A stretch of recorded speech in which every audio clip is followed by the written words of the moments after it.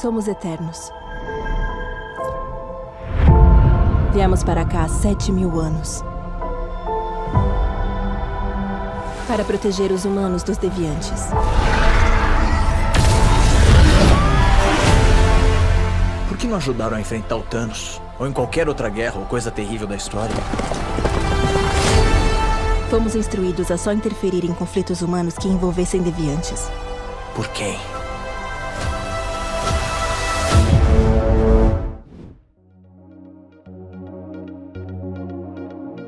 Após uma breve passagem frustrada pela DC, em 1976, o quadrinista Jack Kirby, um dos maiores nomes da Marvel, voltou à editora e criou Os Eternos. A história trazia elementos de Quarto Mundo, um quadrinho que Kirby não conseguiu terminar na DC na época. Além disso, Os Eternos tinha claras influências de O Fim da Infância, livro do autor Arthur C. Clarke, no qual alienígenas chegam pacificamente à Terra em meio à Guerra Fria e com o tempo vão se revelando autoritários. A história. No universo Marvel, seres chamados Celestiais foram os responsáveis pela criação dos habitantes terrestres. Em sua primeira passagem pela Terra, os Celestiais, através de experimentos genéticos, criaram 3 espécies: os humanos normais, os Eternos e os Deviantes.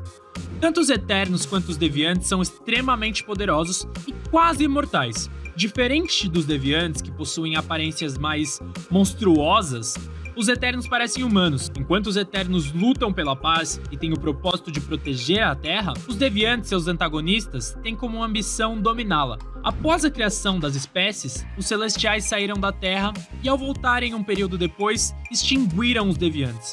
Os que sobraram se esconderam e juraram vingança contra os Eternos e Celestiais. Desde então, Eternos e Deviantes travam uma guerra sem fim. No filme, após os eventos de Vingadores Ultimato, os Eternos precisam agir diante de uma nova grande ameaça dos Deviantes. Apesar de compartilharem características e poderes em comum, como por exemplo uma grande força, poderes psíquicos e um controle sobre cada um dos átomos de seus corpos, o que os torna quase imortais, os Eternos costumam focar em um poder específico e aprimorá-los. Makkari, por exemplo, tem como principal poder sua super velocidade, enquanto Sersi foca em seu poder de manipulação atômica. 5 anos atrás, Thanos apagou metade da população do universo. Mas as pessoas deste planeta trouxeram todos de volta com um estalar de dedos. O retorno súbito da população gerou a energia necessária para o despertar começar. Mergulhando na mitologia. Na época de lançamento do quadrinho, Os Eternos não fez muito sucesso e foi cancelado antes mesmo de ter terminado seu primeiro arco.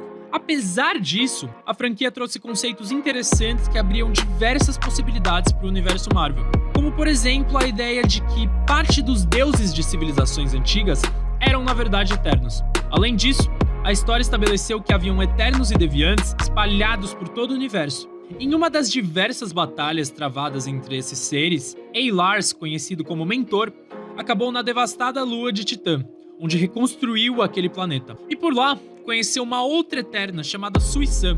Juntos, eles tiveram filhos, sendo um deles um personagem do qual você talvez já tenha ouvido falar, ele se chama Thanos. Ou seja, esse filme promete iniciar uma exploração da mitologia da Marvel ainda mais profunda do que a que a gente já viu na fase anterior do MCU. Os Eternos chega aos cinemas brasileiros em 5 de novembro.